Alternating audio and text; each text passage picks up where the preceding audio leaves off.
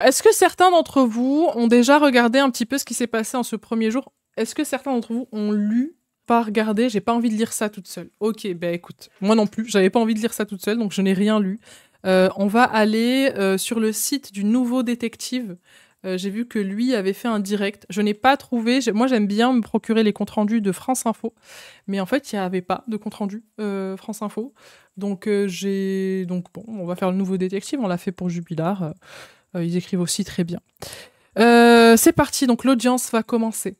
Le tirage au sort des jurés, dont trois femmes, s'achève à l'instant. Dehbia Benkired fait son entrée dans le box, les cheveux tirés, sans le moindre maquillage. Elle porte un gilet noir et un t-shirt blanc. Elle est impassible. Elle semble malgré tout écouter attentivement tout ce qu'il se passe dans la salle. Plusieurs des membres de la famille, dont la maman de Lola, arborent un t-shirt avec le visage de la fillette. L'audience vient de reprendre après une courte suspension. Ça doit être horrible d'être au procès de la meurtrière de ton enfant. Horrible. À l'entrée de l'accusé, dans le box, certains des proches de Lola ont les larmes aux yeux. Franchement, distance. Et deux d'entre eux quittent la salle sous le coup de l'émotion. Madame Benkired, levez-vous, demande le président qui l'invite à prendre la parole. Donc là, c'est elle qui parle. Moi, j'aimerais demander le pardon à toute la famille. C'est horrible ce que j'ai fait, dit-elle d'une petite voix géniarde. Donc elle a conscience que ce qu'elle a fait est horrible.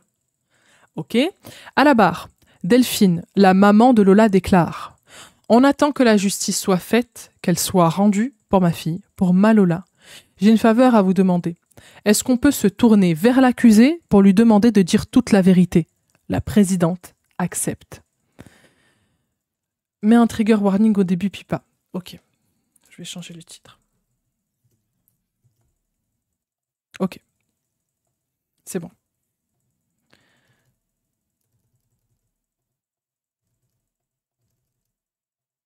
C'est bon.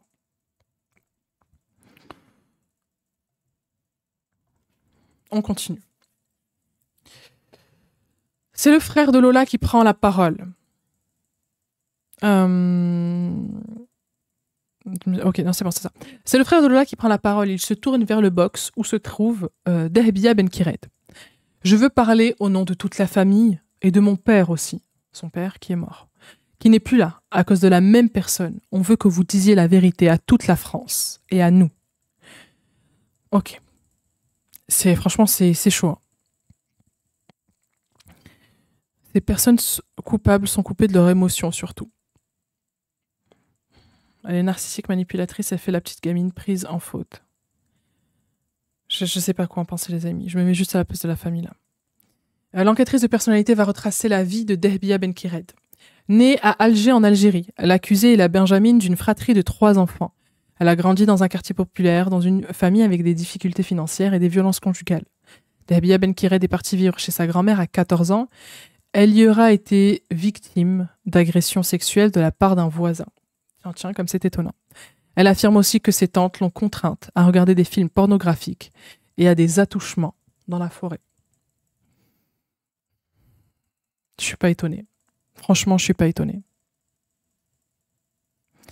Elle arrive en France en 2016 et s'installe avec sa mère et ses sœurs à Brie-sur-Marne. Mais les tensions avec sa mère, notamment à cause de sa consommation de cannabis, ok, donc elle consommait du cannabis quand elle est arrivée en France, ok, font qu'elle quitte à plusieurs reprises le domicile familial. Elle dort chez des connaissances. Le décès de ses parents en 2019 et en 2020 est un point de bascule. La jeune femme prend de mauvais chemins et fait de mauvaises rencontres. Et c'est là qu'elle devient SDF. Elle consomme beaucoup de cannabis. Selon un témoin, putain, c'est un point commun avec Jubilard. Hein. Selon un témoin, la jeune femme aurait fait des rencontres sectaires à l'été 2022. Selon un de ses ex-compagnons, elle se serait prostituée à plusieurs reprises. Elle se décrit elle-même comme une personne très très calme, qui lui en faut beaucoup pour s'énerver et se considère comme rigolote. Je crois avoir vu passer, j'ai pas vu la vidéo, c'était une vidéo d'elle en train de gueuler. Vous voulez que j'aille la chercher? J'ai pas regardé la vidéo, mais j'ai juste lu le titre en fait. Une vidéo d'elle en train de gueuler sur des caissières, je crois. Dahbia Benkired qui menace des secrétaires médicales. Non, c'était des secrétaires médicales en 2019. On voit bien que cette toxicomane n'est que de la racaille. Attendez, vous voulez qu'on la regarde? La vidéo? On va la regarder. Trigger warning. Cri. Violence. Oui, dans un cabinet médical. Oui, ok. On va la regarder. Attendez. Je vais remettre mon casque du coup.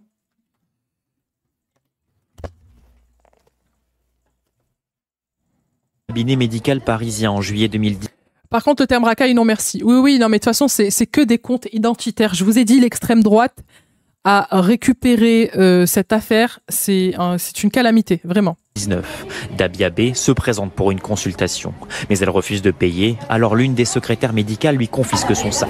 Là, si j'ai envie de faire des problèmes, je vais les faire tout de suite. Mais pour éviter le problème, je veux juste récupérer mon sac. T'as vu, là, je suis gentille, juste... Le ton monte et la jeune femme devient violente. Après, vous allez rien comprendre. On attend la police, je fais... Cabinet médical parisien. Ok. Bon, c'était pas très long.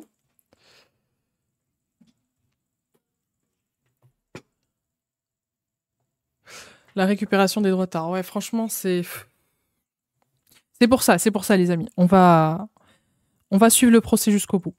Du coup, on reprend. Elle se décrit comme une personne très très calme. Et il lui en faut peu pour s'énerver et se considère comme rigolote.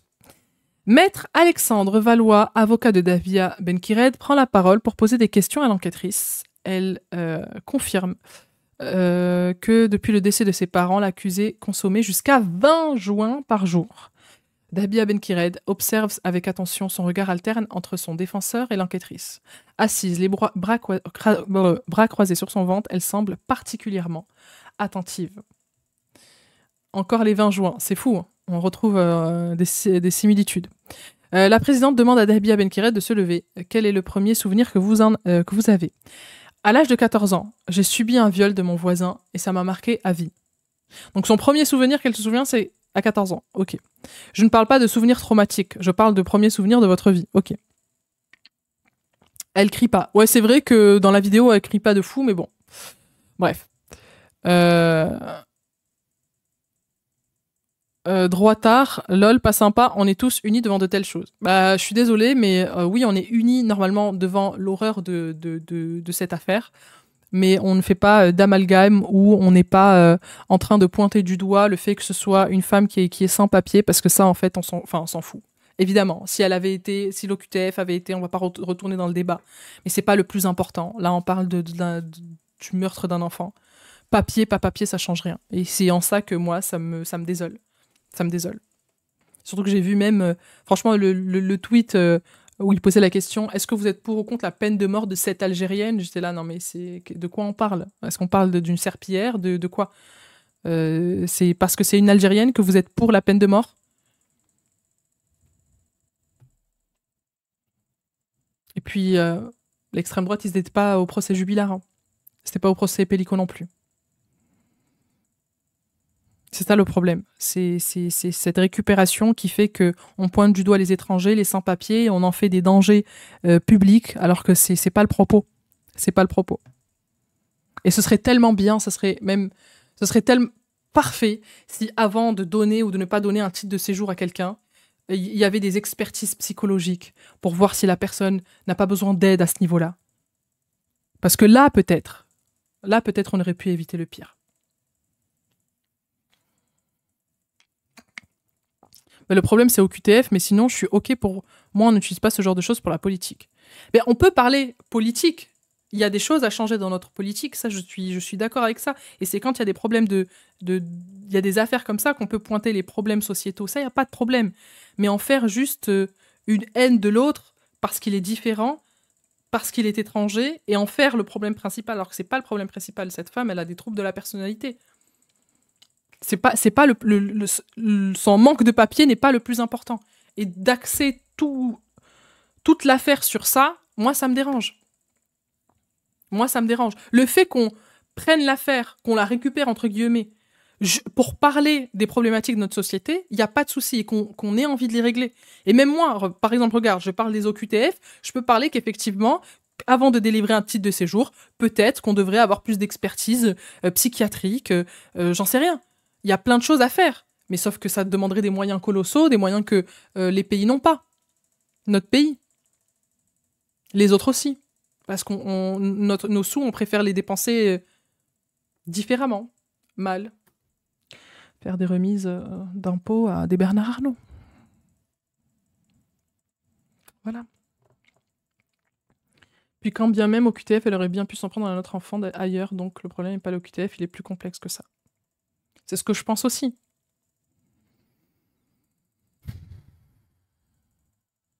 Bref, continuons. Du coup, donc, je ne parle pas de souvenirs traumatiques, je parle de souvenirs, des premiers souvenirs de votre vie. Quand je partais à la mer avec mes parents et mes sœurs. Ok. Le président interroge Dahbia Benkiret sur le viol dont elle a été victime, à l'âge de 14 ans de la part de son voisin. Il me touchait partout, et il me faisait toucher son sexe. Y a-t-il eu pénétration ? Vu que je suis restée vierge jusqu'à mes 19 ans, je me souviens pas de ça, répond l'accusé. Qui précise que ses souvenirs lui sont revenus en détention grâce au traitement qu'elle prend. Ok. Elle avait donc enfoui ses souvenirs dans sa tête. Trauma d'enfance. J'ai toujours été la première de ma classe, raconte Dahbia, qui explique qu'elle voulait devenir infirmière. De bons souvenirs de moi. Mais comment tu peux passer d'une envie d'aider l'autre en étant infirmière à littéralement tuer un enfant? Ça n'a pas de sens. Si l'OQTF avait été respecté, Lola aurait eu 15 ans ce mois-ci. Oui. Oui. Mais c'est pas le problème principal. Et avec des si, on refait le monde. Et je suis d'accord. Si l'OQTF avait été exécuté, elle aurait eu 15 ans. Elle serait peut-être encore là. Et peut-être que ce serait un autre enfant qui serait mort. Ou peut-être plein d'autres.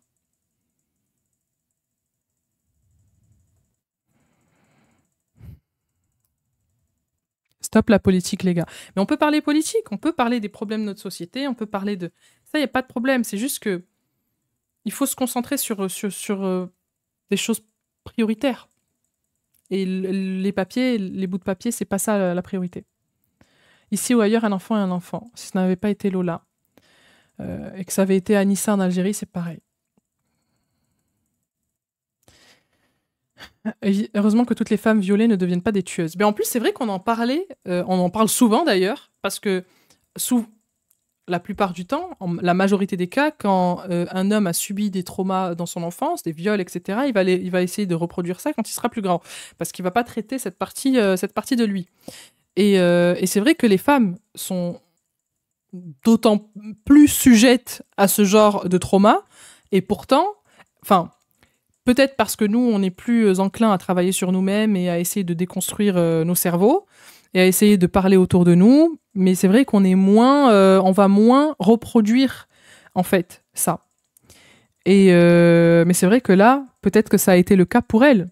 Moi, en tout cas, je suis absolument pas étonnée qu'elle ait subi un viol quand elle était plus jeune. Vraiment pas. Ça ne justifie rien, attention. Ça peut l'expliquer.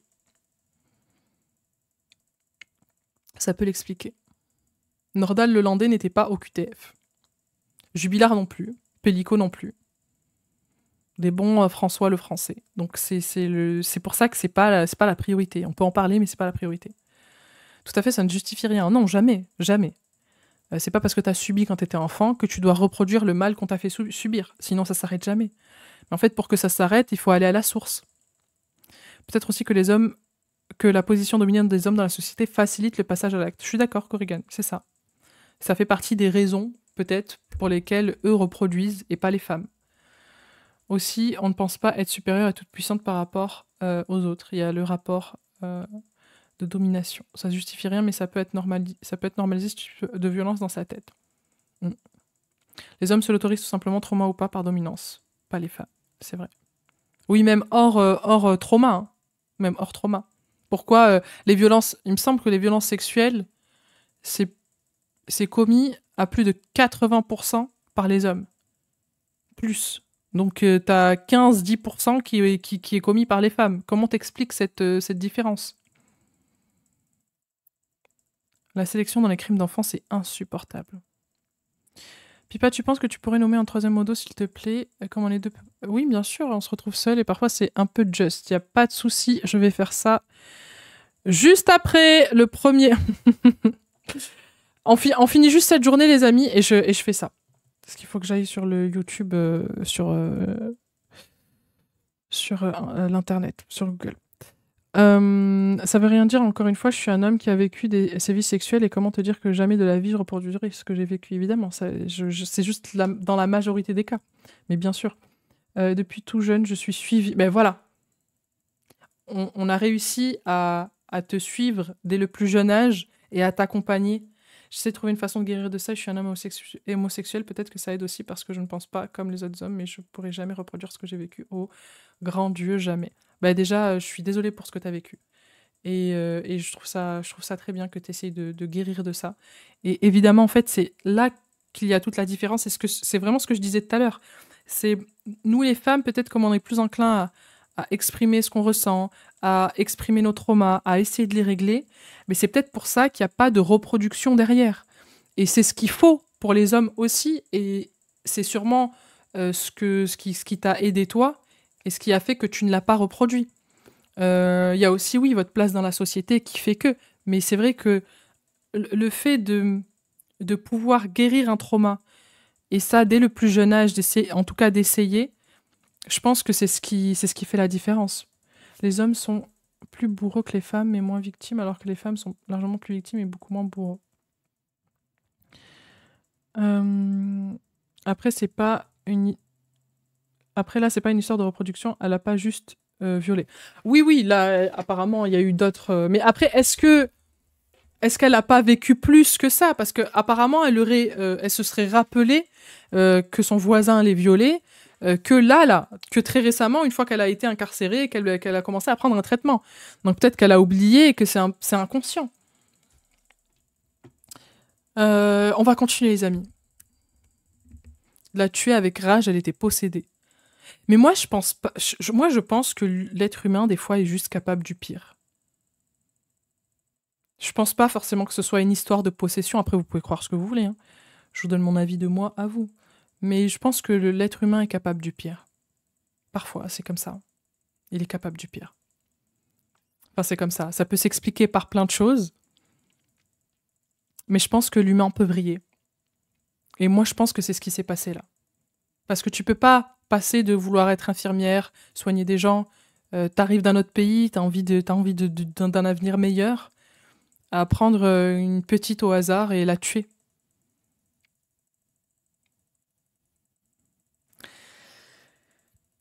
Continuons, les amis.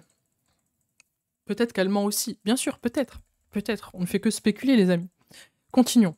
Donc, c'était la première de sa classe. Elle voulait devenir infirmière. De bons souvenirs, demande le président. Oui, sauf quand mon père est parti en prison en Italie. J'ai dû aller vivre chez ma grand-mère avec mes tantes qui me faisaient des trucs pas bien. Elle précise que son père la frappait beaucoup. Il voulait pas que je sorte. Il voulait que je reste concentrée que sur la religion. Mais moi, j'aimais bien sortir le soir. Il me frappait jusqu'à que je saigne du nez. Le président interroge Dehbia sur la quantité de drogue qu'elle fume. Beaucoup. Plus de 20 joints. Et vous aviez arrêté? Oui, pendant 1 mois. Avant les faits? Demande le président. Oui. J'ai repris quand Mustapha a laissé une valise de bœuf chez moi. Ok. Donc 1 mois avant qu'elle commette le meurtre de Lola, elle avait arrêté de fumer. Elle est passée de 20 joints par jour à arrêter de fumer? Bon, ok. Dehbia parle beaucoup. Elle est prolixe. Elle raconte la prostitution à laquelle elle s'est livrée. Elle évoque ses compagnons, les attouchements dont elle aurait été victime de la part de certaines de ses tantes, sa mère, qui est morte dans ses bras. Tout ça n'est pas arrivé comme ça. C'est la prostitution qui m'a conduit à faire des trucs de malade. Au moment des faits, l'accusé était sous le coup d'une obligation de quitter le territoire français. Lorsque vous avez reçu une OQTF en août 2022, pourquoi ne pas avoir quitté le territoire? Demande le président. Je me sens libre. En France, en Algérie, on n'a pas de vie. Il n'y avait pas de raison que je parte. Franchement, je suis désolée, mais... Tu te sens libre en France? Ouais, t'es libre en France. Pourquoi tu commets un meurtre? Tu viens de le dire, tu es libre en France. L'audience va reprendre avec les témoignages de 2 des directeurs d'enquête. Alors que Maxime G, le directeur d'enquête, s'apprête à déposer, le président annonce qu'il diffusera des images de la découverte du corps de Lola. Des images dures, insoutenables. Ce sont des photos qui ne sont pas faciles à voir, dit-il, invitant les personnes sensibles à quitter la salle quand sera venu ce moment. Nous, de toute façon, on n'aura pas de photos. Vous en faites pas, les amis. Ok. Le commissaire dépose. Il raconte le moment où il a été appelé rue Aux Poules après la découverte de la malle, où gisait le corps de Lola. La malle faisait 70 cm par 40. Les amis, trigger warning, là, j'ai l'impression qu'on va rentrer dans les détails. Vraiment. On a sorti le corps qui était entièrement nu. C'était le corps d'une jeune fille de type caucasien.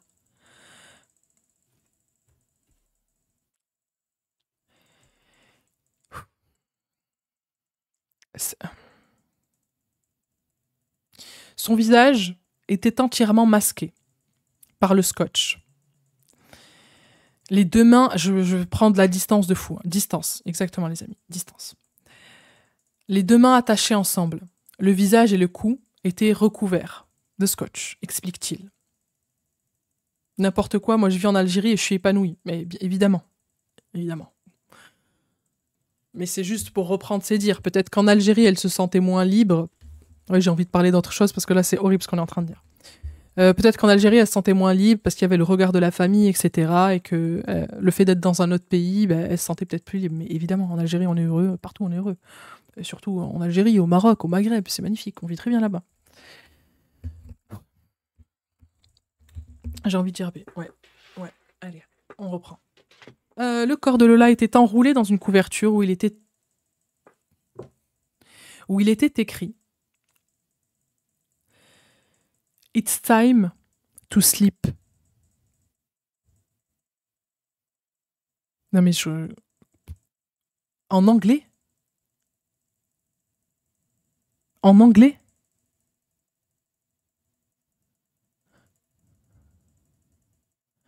It's time to sleep, ça veut dire il est l'heure de dormir. Sur la couverture, il y avait écrit It's time to sleep, je comprends pas. C'est tellement dur d'écouter ça. C'est lunaire, c'est lunaire, c'est lunaire. Je ne comprends rien. Je comprends rien. Je suis maman, mon cœur saigne 1000 fois plus. Il y a tellement de mamans qui ne vont pas suivre ce procès et je vous comprends. Mais moi, j'ai pas d'enfant et mon cœur, il saigne. Augmente la modération. Ok. Bougez pas.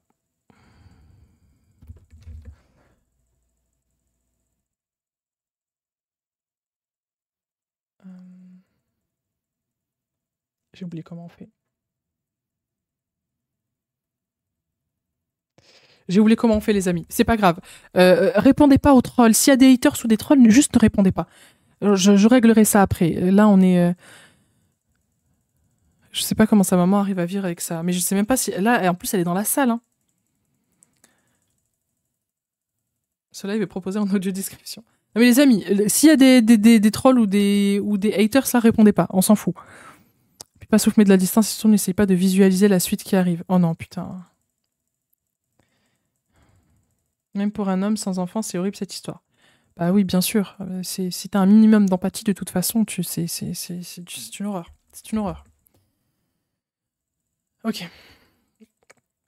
On continue. Donc, il y avait une plaie au niveau du cou qui a presque... je vous jure, c'est trop dur.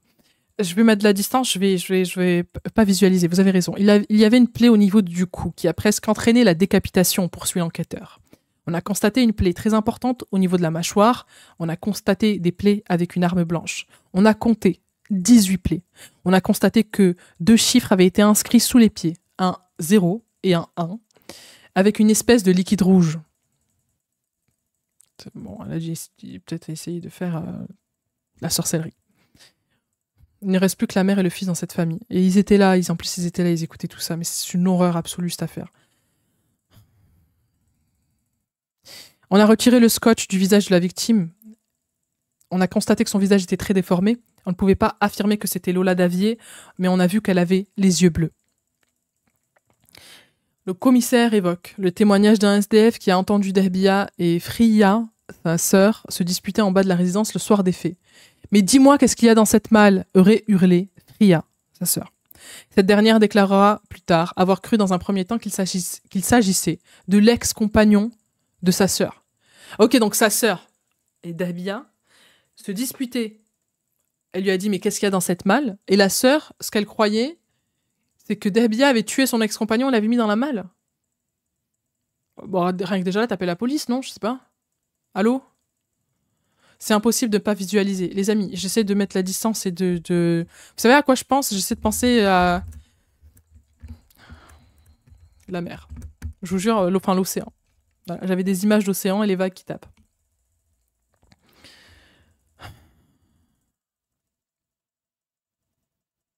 Famille défaillante jusqu'au bout. Du bout et un procès très particulier. Ex-compagnon ou enfant, je colle la police, mais immédiatement, 911, directement. On continue. Donc, le commissaire évoque le témoignage du SDF qui a entendu Dahbia et Fria. Ok, non, ça je l'ai lu, pardon. Des photos sont diffusées. Ok, donc là c'est le moment des photos, mais on va rien voir, vous inquiétez pas.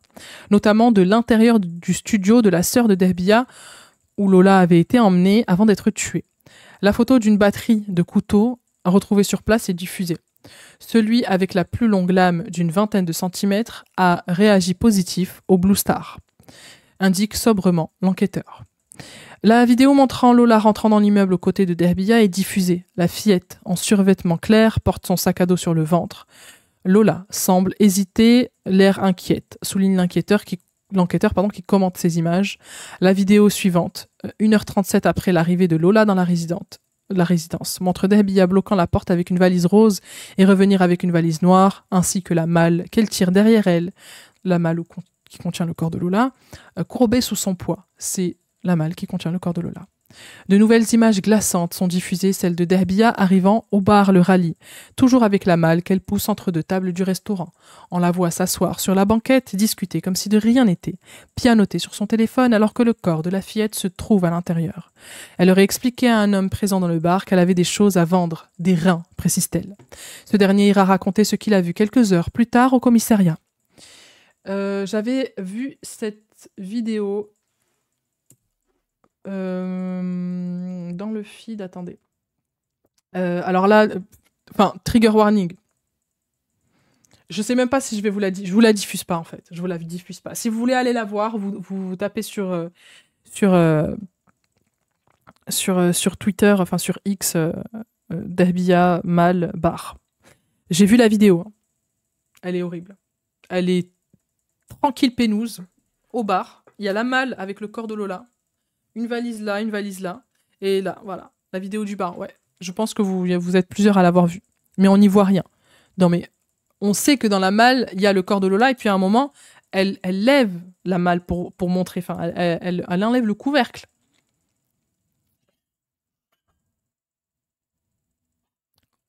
Le bar, c'est hallucinant. Ah non, franchement.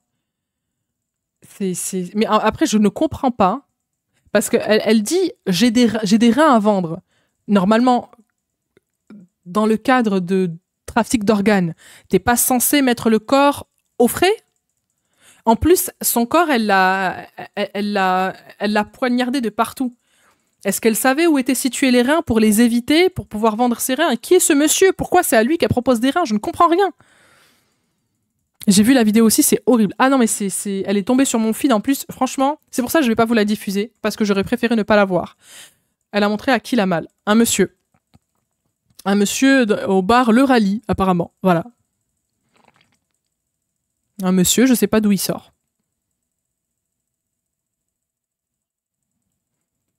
Elle voulait se faire du pognon sur son corps. Affreux. Mais cette histoire est lunaire. Vu le nombre de plaies, il y avait 18 plaies. Un couteau de 18 cm ou de 20 cm, je sais plus combien il a dit l'enquêteur. Donc quand elle a dû la poignarder, elle a dû peut-être toucher des organes. Et puis même, la malle, elle n'était pas réfrigérée. Tu veux vendre des organes, il faut mettre le corps dans du froid. C'est pas du tout... Je comprends pas ce geste-là, de vouloir aller vendre des reins. Rien de rationnel, elle est complètement perchée. On est d'accord. Je veux dire, c'est pas logique de faire ça. On dirait qu'elle voulait se faire prendre même. Tu vas dans un bar avec le corps d'une enfant que tu viens de poignarder, ça n'a pas de sens. Lola a été une offrande. Mais à qui, du coup? Puisqu'au final, elle l'a abandonnée. Elle était sous quelle drogue? Elle est folle. Mais je comprends pas. Elle n'est plus rationnelle, même si on imagine un trafic d'organes. Elle est juste cruelle et perchée, rien à voir avec la drogue. Franchement, j'y comprends plus rien. On continue. Donc, du coup, le monsieur en question, à qui elle a proposé des reins, cherche pas d'explication irrationnelle. C'est vrai. J'arrête d'essayer d'être logique. Excusez-moi, autant pour moi. Donc, il ira raconter ce qu'il a vu quelques heures plus tard au commissariat. Le président annonce maintenant que des photos du corps de Lola vont être montrées. La mère et le frère de la fillette ne quittent pas la salle. Et la mère et le frère de la fillette ne quittent pas la salle, oui. Des images absolument insoutenables, en effet. Les membres de la famille de Lola quittent discrètement le banc des parties civiles. Ces images sont d'une violence inouïe.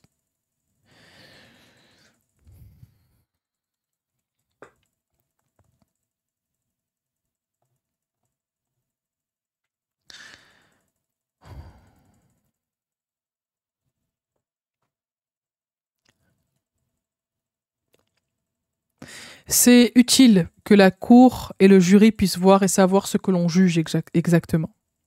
Je viens de voir la vidéo, elle a l'air totalement sereine dessus. En fait, c'est ça qui est glaçant. C'est qu'on voit rien dans la vidéo en soi, on voit pas le corps, mais on sait ce qui se passe, on sait ce qu'il y a dans la malle et on la voit complètement chill, quoi. Je peux faire modo si besoin. Ah, attendez, Nora, je vais essayer de te mettre.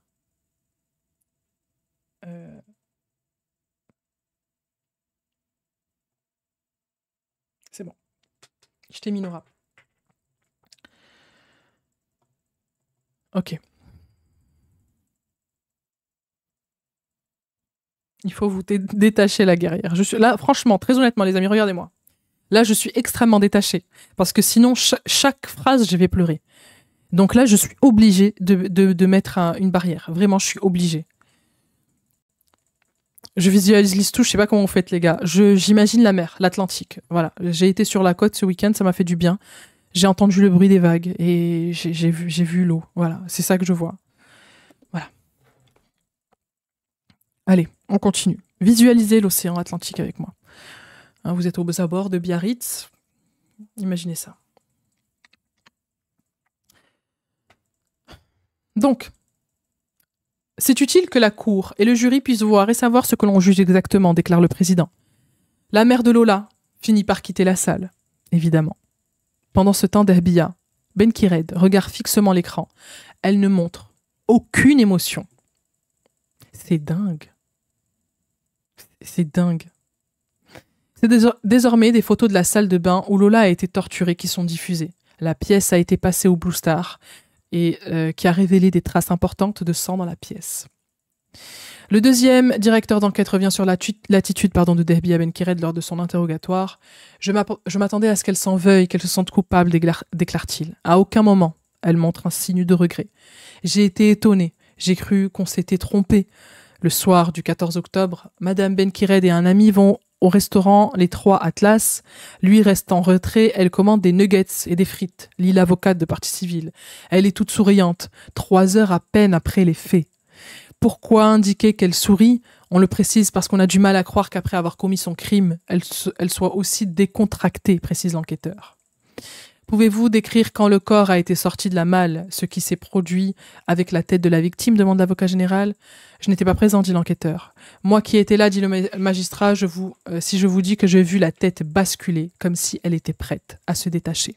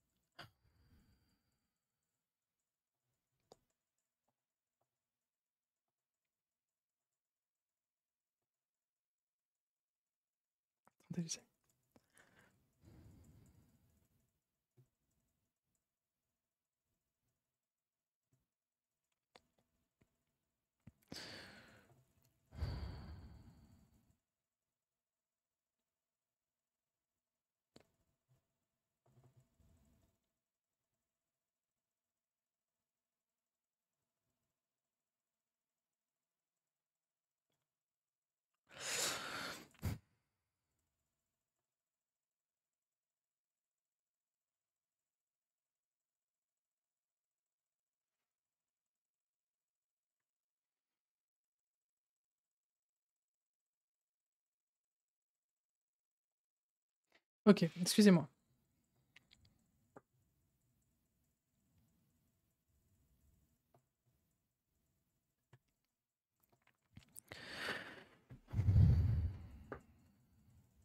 On se réfugie dans le chat. On continue. Est-ce que c'est étonnant qu'un meurtrier froid et calculateur revienne sur les lieux du crime, tente la défense? Non, c'est surtout qu'elle ne sait pas comment s'en débarrasser de cette malle. Ce n'est pas irrationnel. Tout est irrationnel, du début à la fin. Le cas d'Herbia fascine autant qu'il terrifie, lâche une femme dans la salle des pas perdus durant la suspension. L'enquêteur qui a procédé à son audition raconte. Elle se redresse, met les coudes sur mon bureau, son visage à 30 cm du mien, donc là c'est quand elle est en garde à vue. J'ai prévu de lui montrer 5 photos très dures à regarder. Je lui dis, tu veux savoir ce qu'il y a dans la caisse? Oui, répond-elle. Il poursuit. Je lui montre une photo. Le silence est total. Elle va me regarder la photo, me regarder dans les yeux, me dire « Encore ». Je lui montre une seconde photo et elle dit « Elle s'est fait violer cette personne ?» Je ne réponds pas. Elle regarde la photo et dit « Encore » pour que je lui montre une troisième photo. Elle dit « Encore » pour voir la quatrième photo et « Encore » pour la cinquième. « Ok » dit-elle enfin sur la vidéo diffusée à l'audience. La suspecte passe aux aveux, raconte le policier. Je ne sais pas si elle voulait me provoquer, raconte l'enquêteur, mais à ce moment-là, elle me dit « Et si vous voulez tout savoir, j'ai même bu son sang. »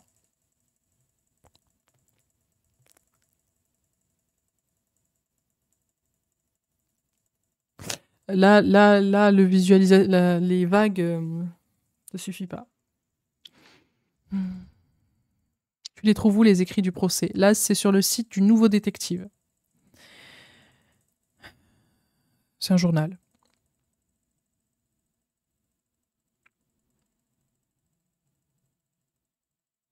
Elle fait de la sorcellerie. Mais là, je suis désolée, mais même c'est au-delà de la sorcellerie, je suis désolée. Mais à quelle heure? À quelle heure? À quelle heure? Après, oui, je pense que peut-être elle a tenté de faire de la sorcellerie. Hein. Peut-être. Je sais pas. Parce qu'elle a pas trop parlé, elle a parlé un peu de son enfance, du fait qu'elle a été violée, tout ça. Que ses tantes lui ont fait voir de la pornographie et tout. Mais par rapport aussi au contexte familial par rapport à ça, il y a des familles où la sorcellerie, c'est quelque chose qui se pratique. Et de la sorcellerie même très noire. Le fait de boire le sang de quelqu'un, c'est dans certaines croyances, pour certaines personnes, c'est quelque chose qui... Surtout le sang de jeunes, c'est de la sorcellerie, quoi. Elle est diabolique, oui, après c'est de la sorcellerie, c'est le diable, ça c'est Satan, c'est ce que vous voulez. Elle était dans des sectes, à ce qui paraît. Adénochrome, peut-être. Donc vous connaissez. Mais enfin, c'est de la folie. Je crois pas à la sorcellerie, mais à la folie furieuse, oui, elle est complètement tarée. Mais après, ses croyances ne l'empêchent pas d'être une tarée complète. Hein. Entendons-nous bien. Hein. Je vous explique juste que, voilà, peut-être qu'elle avait ces croyances-là, et certaines croyances, je suis désolée de vous le dire, les amis, mais peuvent être dangereuses. Peuvent faire faire à certaines personnes des choses affreuses, parce qu'elles y croient. Parce que quand tu dis une croyance, c'est quelque chose qui est enraciné en toi.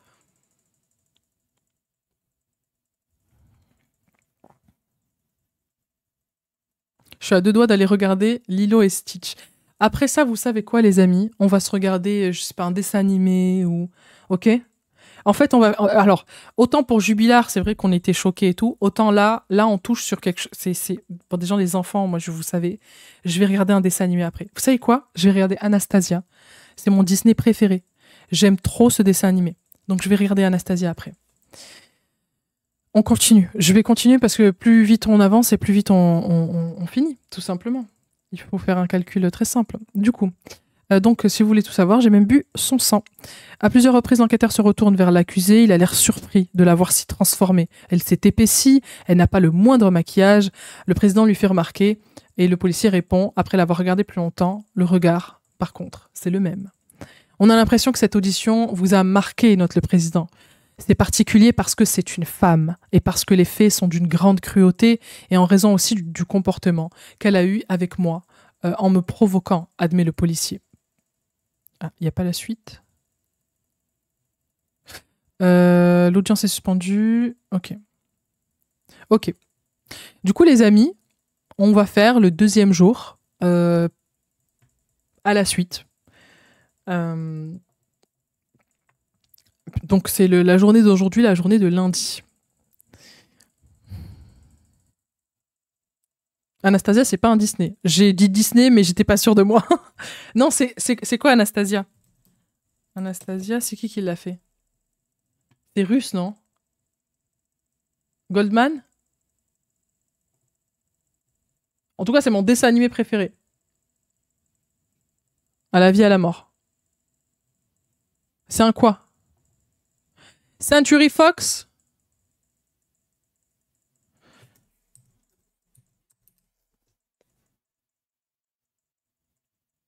DreamWorks? Je sais pas. Ah ouais, c'est ça, c'est Century Animation, Century Studio. Ok. On va chercher des infos comme ça qui n'ont... Warner... Non, c'est Century, c'est bon, c'est Century. Century Studio, Fox Animation Studio. Très beau dessin animé. Je l'adore, ce dessin animé. Je le trouve incroyable. Je vais me mettre Desperate Housewives. Oh, j'en ai parlé tout à l'heure. Je l'ai jamais vu. Strolla, s'il te plaît, va le voir.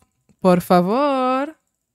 Por favor, fais-moi plaisir. Tu vas voir, il est génial, il est beau, ce dessin animé, il est magnifique. Vraiment. Arrêtez de dire qu'elle est folle. Quand on dit folle, les amis... Non, mais de toute façon, même si elle est folle, deux experts l'ont expertisée et elle a son discernement est intact, quoi. Avec Rasputin, exactement. Alors théoriquement, comme Disney a tout racheté, Anastasia est désormais un Disney d'un point de vue de la propriété, même si ça n'a pas été développé chez eux. Ok, mais il me semble que je l'avais vu sur la plateforme Disney, et c'est pour ça que je me suis dit c'est peut-être Disney, mais il me semblait que c'était pas un Disney. On continue, les amis. On va commencer la deuxième journée d'audience du procès de Dehbia Benkired, qui vient d'arriver dans le box, pâle, immobile. Elle se concentre sur le président qui fait un point sur les témoignages à venir.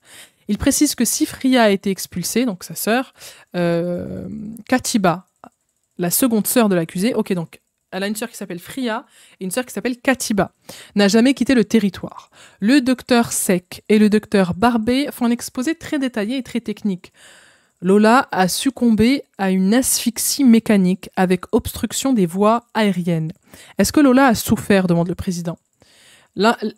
L'asphyxie en soi est très anxiogène. Le fait de ne pas pouvoir prendre de l'air, c'est une angoisse intense. En fait, elle est morte d'une angoisse, quoi. Elle est morte angoissée.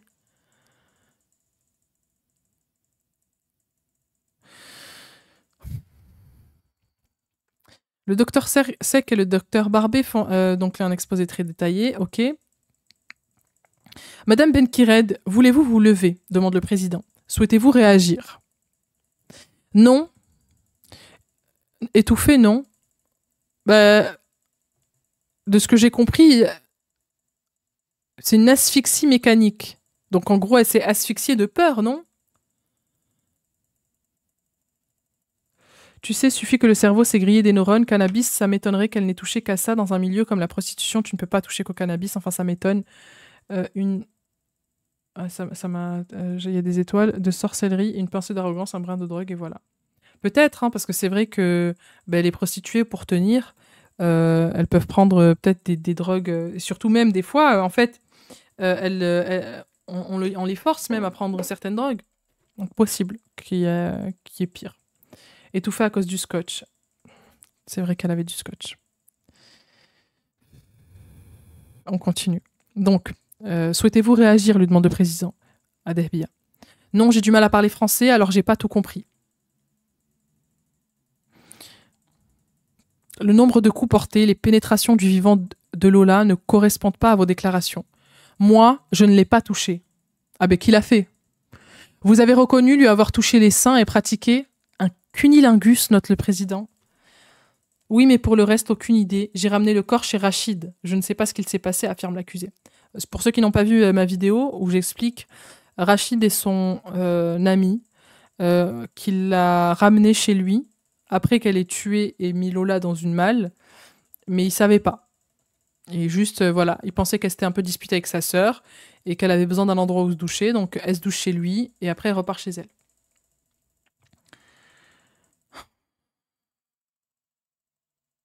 Elle l'a pas touché. Elle a pas touché, mais elle lui aurait fait un cunilingus. Et touché les seins. Mais elle a pas touché. Les amis, on n'essaie pas d'être rationnel, on a dit, d'accord? Elle est déglingo. C'est une folie. J'ai hâte de terminer, vraiment. Selon les experts, cela s'est produit juste avant ou après la mort. Je sais pas. Vous comprenez que Rachid ne peut pas l'avoir fait. Mais c'est la vérité, j'ai rien fait. Alors comment on fait, s'agace le magistrat? Je n'ai pas d'explication. Si je l'avais fait, je l'aurais dit. Delphine, la maman de Lola, quitte la salle d'audience. Le frère de Lola est aussi à l'extérieur du tribunal. L'audience reprend.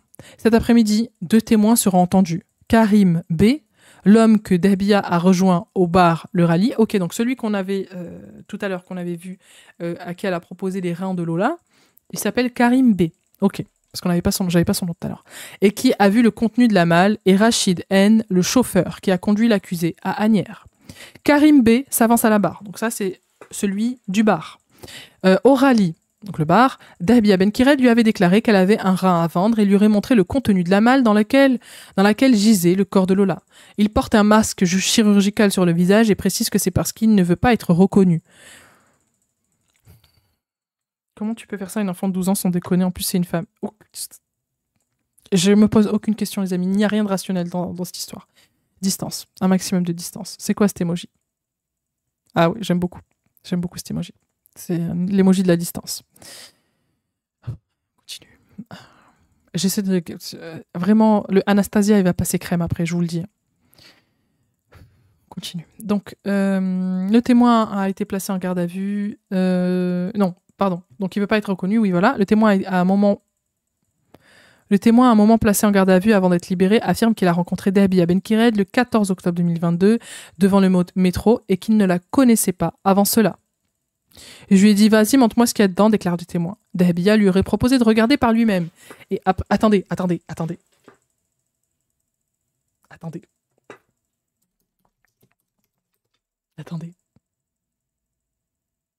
Mais c'est une blague.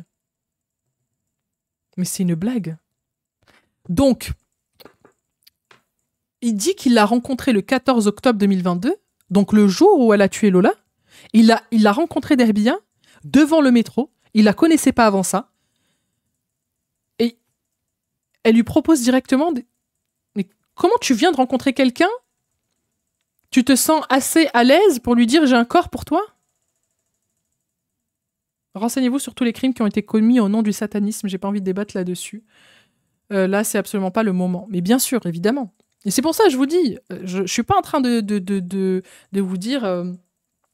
Parce qu'en fait, si c'est sa croyance, elle peut faire des trucs horribles parce qu'elle le croit. Il l'a vu, what the fuck. Ah oui, et même dans la vidéo, on voit qu'elle soulève le couvercle de la malle pour qu'il puisse voir ce qu'il y a dedans. Elle ment à 1000%. Moi, ça aussi, pour moi, ça n'a pas de sens. Tu viens de rencontrer quelqu'un dans le métro et tu vas commettre un meurtre, tu reviens avec une malle et tu lui dis « Attends,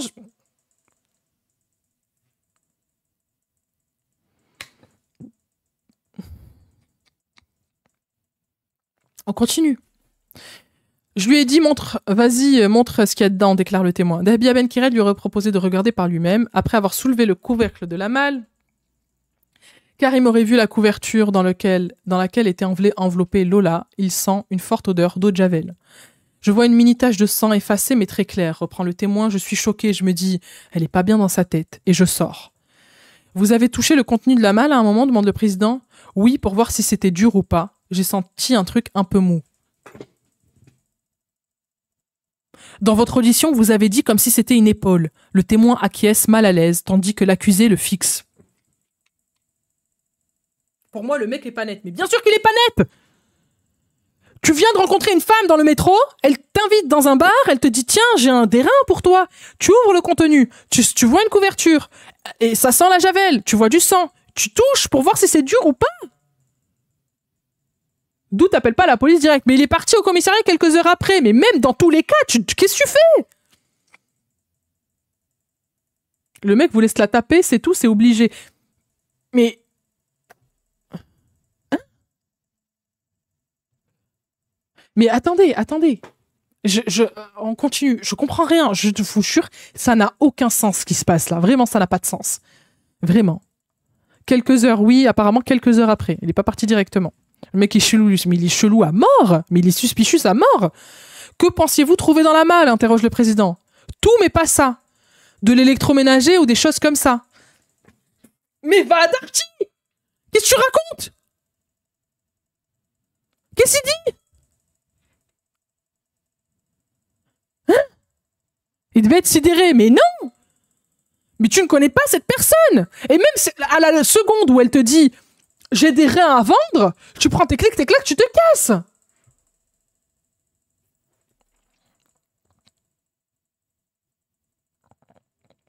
C'est inimaginable pour moi, inconcevable que ce soit un corps. Vous avez dit que Dahbia Benkired avait souri dans le bar, reprend le président. Le témoin approuve. Maître Alexandre Valois, avocat de Dahbia Benkired, demande au témoin. Elle ne vous semblait pas trop calme quelque part? Possible. Vous dites qu'elle a eu un sourire, un rictus un peu malin. Est-il possible qu'il y ait aujourd'hui une confusion dans la description que vous faites à la barre de l'influence médiatique du portrait que l'on a dressé de Dahbia Benkired? Le témoin affirme se souvenir très bien du sourire de la femme. Le président demande à l'accusé de se lever. Vous avez entendu ce qui avait été dit? Ce qui a été dit? Oui, mais il n'a pas dit... ok, donc là c'est Dahbia qui parle. Oui, mais il a pas dit qu'il m'avait demandé de coucher avec lui. Il m'a montré de l'argent. Ah, il voulait effectivement coucher avec elle. À ces mots, le témoin fait non avec ses mains. En fait, ok. La Suisse, c'est plus calme quand même. Il me semble que le taux de criminalité en Suisse est très bas. Bah, si tu es sidéré. Oui, mais dans tous les cas, l'histoire est louche. Qu'est-ce qui se passe? Pourquoi tu touches le corps pour savoir s'il est dur?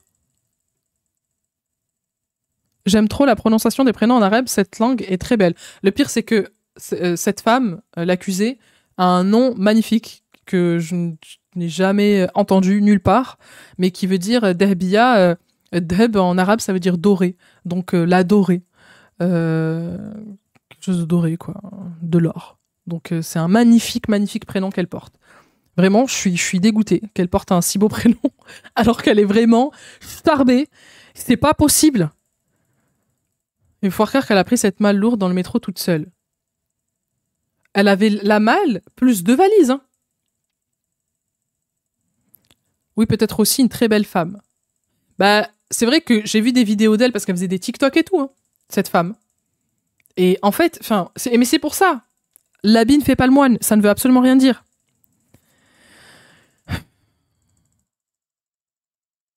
Lola pesait 50 kilos. Ces détails, on continue. Vous n'en faites pas un peu trop, Madame Benkired, demande le président, dubitatif. Il m'a dit qu'on va se mettre au café, qu'il a beaucoup d'argent, maintient l'accusé. Toujours à la barre. Karim dément formellement cette information.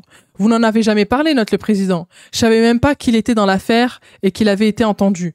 Vous avez contesté lui avoir proposé un rein. Vous saviez donc qu'il avait été entendu. Le président demande aux témoins si les dires de l'accusé sont véridiques. Impossible, je suis marié, répond Karim. Bon, c'est la pire défense. Hein? Ça peut arriver même quand on est marié, dit le président. On est d'accord. Maître Valois demande à sa cliente comment elle se sentait le jour des faits.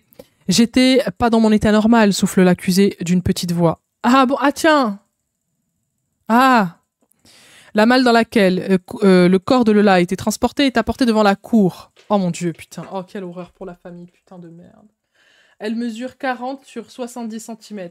Ça a dû être difficile de mettre le corps de l'enfant dans la malle, réagit le président dans le silence glaçant de la salle. La vidéo où on voit Dahbia Benkired et Karim au bar est diffusée. L'audience est suspendue quelques minutes. Rachid N vient déposer à son tour. Il est âgé de 46 ans, il porte un jean, un sweat noir et il a le crâne rasé. Là, le président rappelle qu'il a été placé en garde à vue et mis en examen pour recel de cadavre avant de faire l'objet d'un non-lieu. Je suis de tout cœur avec la famille de Lola et j'aurais préféré que cette tragédie n'arrive jamais, déclare d'emblée le témoin. Le témoin a rencontré Dahbia Benkired avant 2022 lorsque cette dernière travaillait au café L'Ambassade à Asnières-sur-Seine. Il a déclaré avoir flirté légèrement avec elle en 2019 alors qu'il l'hébergeait. Il précise qu'il ne s'est absolument rien passé. Selon Rachid, les rapports qu'il entretenait avec l'accusé étaient occasionnels. On n'était pas vraiment amis, précise-t-il. Le jour des faits, Dahbia appelle Rachid en lui disant qu'elle avait besoin de lui car elle s'était disputée avec sa sœur. Alors, chauffeur pour personnes âgées, il la récupère dans le 19e arrondissement. Comment est-elle quand vous la retrouvez ce soir-là, demande le président. Un peu contrariée, ce que je pouvais comprendre. Elle dit s'être disputée avec sa sœur, qu'elle l'a mise à la porte et qu'elle a besoin de moi pour l'héberger. Elle a des affaires, elle parle des valises, elle parle des valises de la malle. Oui, elle m'a aidé. Elle m'a demandé de l'aider à charger la malle. Pourquoi vous êtes deux à la porter? Parce que c'est un peu lourd. Mais à aucun moment, ce n'est pas la chose qui me vient à l'esprit. Dans quel état est-elle durant le trajet qui dure une trentaine de minutes? Ni agitée, ni euphorique, comme d'habitude. Vous montez les valises et la malle chez vous? Oui, j'ai déposé ces affaires chez moi. C'est fou. C'est lourd, vous ne vous demandez pas ce qu'il y a dedans? Non, je ne pose pas de questions. Posez des questions si vous hébergez un ami. Que se passe-t-il quand vous êtes chez vous? Vous passez chez l'épicier? Oui. Vous achetez quoi? Des boissons. C'est tout? Des boissons et des préservatifs, reprend le témoin. Mais c'est pas possible. Tout le monde veut coucher avec elle ou quoi? C'est quoi ce délire? Il vous laisse la taper aussi encore. Mais c'est fou, putain! Et ils sont prêts à se rendre complices d'un crime pour pouvoir ken. C'est pas possible. Mais quoi? Et quoi? Il allait ken alors qu'il y avait la malle avec Lola dedans? Ah, juste à côté? Une fille facile? Non, non, non, des hommes faciles. Cette femme vient de commettre un meurtre et transporte le corps d'une petite de 12 ans dans une malle qu'elle transporte et les hommes sont prêts à tout pour la ken en fait. Même se rendre complet. C'est des hommes faciles, je suis désolé. C'est une timpe à la base, mais eux, c'est des timpes. Eux, c'est plus que des timpes. Au moins, les timpes, elles se font de l'argent. Eux, ils font quoi? Ils se rendent complices d'un crime. C'est pire qu'être une timpe. C'est mieux d'être une pute à ce niveau-là. Qu'ils aillent se faire payer pour baiser, j'en sais rien, moi. La petite à côté, elle est morte, le cadavre. Genre, il n'y avait pas d'odeur, mais si, il y avait l'odeur de la javel. La mort, ça sent. Et en plus... Mon Dieu, putain! Ah, et vous osez dire femme facile!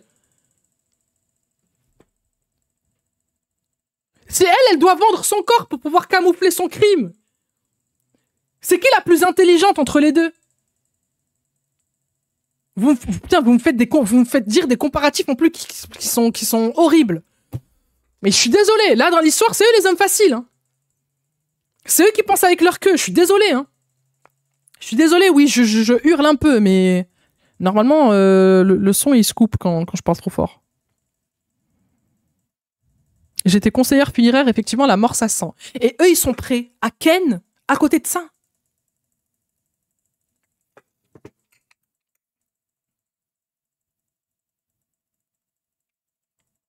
Non, c'est les deux. Non! Entre une femme qui vient de commettre un meurtre, qui transporte le corps d'une fille, et qui cherche à camoufler ce qu'elle vient de faire. Et lui, il a quoi à gagner? Elle, si elle vend son corps pour pouvoir avoir un complice, pour pouvoir avoir de l'aide, c'est qui le plus con d'entre les deux? Je suis désolée. Elle traîne dans un milieu comme ça. On le sait, elle a dit que c'était une prostituée. On sait que c'est une pute. La question n'est pas là. La question, c'est comment ces hommes sont prêts à écouter leur queue et faire n'importe quoi et se rendre complices d'un crime et ne pas appeler la police alors qu'il y a une putain de fille qui est dans une malle, morte, depuis des heures maintenant.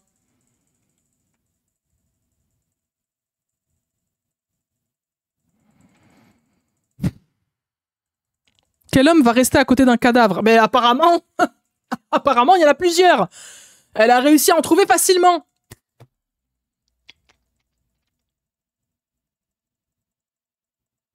Elle a réussi à en trouver deux. Un qu'elle connaissait, un ami de longue date, même lui il dit pas, c'était même pas vraiment mon ami, et un qu'elle a rencontré dans le métro. Mais c'est facile, mais c'est super, mais c'est la fiesta en balle.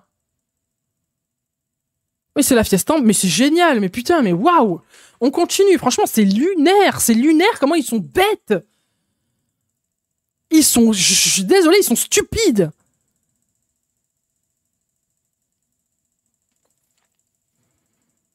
Berk.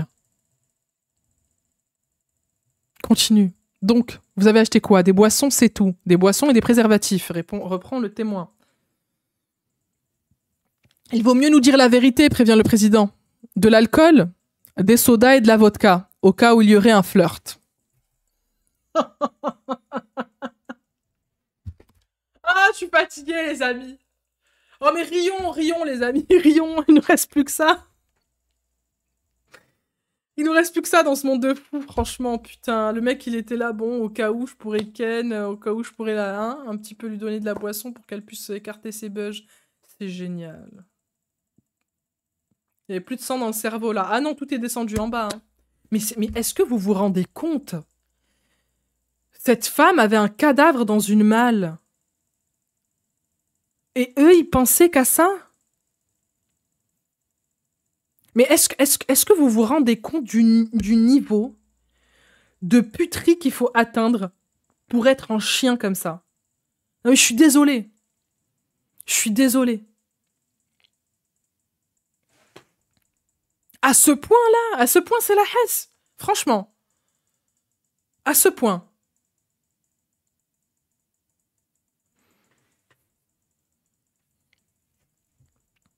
Waouh. Waouh.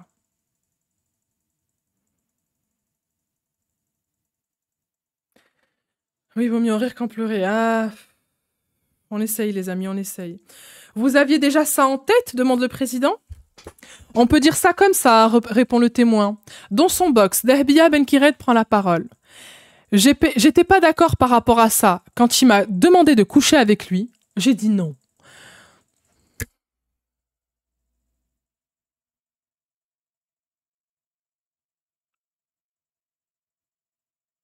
Donc en plus, c'était même pas le propos. C'était même pas ce qui a été prévu. Donc les personnes qui disent ouais, elle vend son corps pour machin, pour pouvoir... Non, en plus, c'est même pas ce qu'elle a pensé. Elle a même pas eu cette intelligence-là de se dire bon. Waouh. Waouh. Waouh. Non mais c'est pas possible, vous comprenez, je suis mariée. Non mais ça, c'était Karim. Là, on est sur Rachid. Et c'est là qu'il vous a renvoyé dans le taxi, termine le président? Oui. Donc en fait, il lui a dit, ah, tu veux pas coucher avec moi, donc je peux pas t'héberger. Rentre chez ta sœur. Attention, elle peut mentir, bien sûr. Parle du consentement quand t'as violé un enfant, vas-y. Ouais, Shizé, j'avoue. Shizé, j'avoue. Dahbia Benkiret se change, prend une douche et ils vont dîner ensemble. Puis, la jeune femme s'en va. J'ai pas insisté plus que ça, glisse le témoin. Vous étiez énervé que la soirée se finisse comme ça? Non, non, non. Vous avez passé près de 4 heures avec elle. Est-ce qu'aujourd'hui vous vous dites, tiens, j'aurais pu percuter autrement? Non. Ah bon? Tu te dis pas? T'as aucun remords, enfin, aucune remise en question? Tu te dis peut-être que j'aurais pu...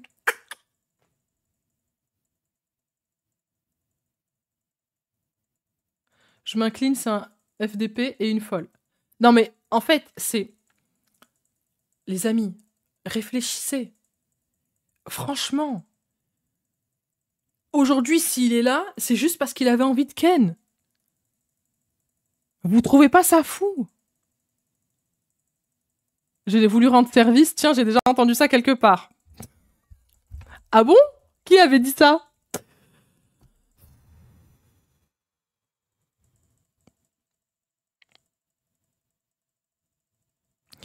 On continue. Du coup, il va pas percuter. Ils vont finir par accuser la misère sexuelle de les rendre complices. Warda, je t'en supplie, je suis à genoux. Ne leur donne pas des idées. Je t'en supplie. Elle a dit que vous étiez d'accord pour l'aider à se débarrasser du corps de Lola et comme elle a refusé la relation sexuelle, vous l'avez mis dans un taxi. C'est faux. J'ai compris à un moment qu'il y avait un souci, mais je n'ai pas une seule fois imaginé quelque chose comme ça. Je pensais à un vol ou un truc de ce genre. Putain, s'il avait ouvert la malle. En audition, vous avez dit je ne vais pas me faire mal au crâne à cause d'une tarée. Et vous avez précisé qu'elle envisageait de se débarrasser d'une valise et de quelques affaires. Elle voulait laisser des affaires chez vous. Je lui ai dit qu'elle ferait le tri plus tard. Une fois qu'elle est partie, avez-vous eu d'autres contacts avec elle? Elle m'a recontacté pour me demander si je pouvais l'héberger à nouveau. À 23h13 précisément, indique le président. J'ai refusé, j'ai dit que j'étais fatiguée. Vous l'aidez à 18h mais pas à 23h? Chez moi, c'est pas un moulin. Cela a eu des conséquences pour vous, cette garde à vue? C'est compliqué d'avoir son nom associé à une telle horreur. J'ai perdu mon travail, j'ai perdu mon logement. Le président l'invite l'accusé à s'exprimer. Madame Benkired, que souhaitez-vous dire? Je lui ai dit dans la voiture qu'il y avait un corps dans la malle et il l'a vu chez lui. Il avait connaissance du corps dans la malle? Oui. Non mais qui croire? Non mais qui croire? Non mais qui croire là? Je sais plus qui croire là. Moi, je ne voulais pas enterrer le corps, je voulais m'en débarrasser, c'est tout, reprend l'accusé. C'est-à-dire, demande le président, le laisser à un endroit et partir. Au final, c'est ce qu'elle a fait. Le président pousse l'accusé dans ses retranchements. Si Dehbiya Benkired s'embrouille, elle finit toujours par rebondir et répondre avec certitude. Le président va désormais lire plusieurs témoignages, dont celui du chauffeur qui a transporté l'accusé de chez Rachid jusqu'à chez sa sœur. Ils mentent tous. Bah, peut-être. Peut-être qu'elle, elle ment, lui, il ment, tout le monde ment. C'est pas un moulin, mais quand il s'agit de baiser, il y a du monde là. Il faut croire Ken. Vous me faites rire, les amis, vous me faites rire. Cette histoire sordide, heureusement que vous êtes là. C'est n'importe quoi, je vous jure.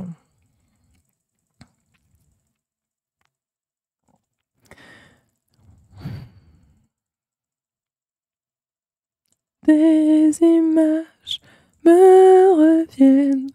Merci Lady Show de m'avoir remis cette chanson de Anastasia dans la tête. Allez les amis, on a bientôt fini.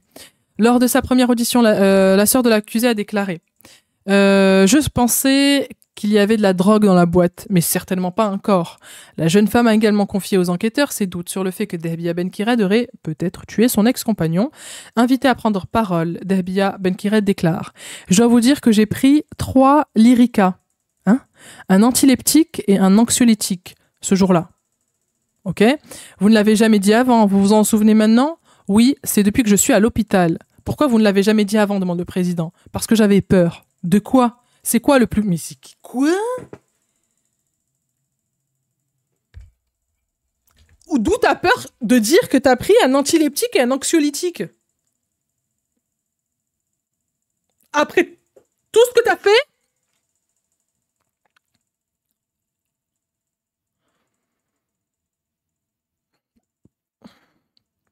Elle a le comportement d'une mythomane, c'est chaud.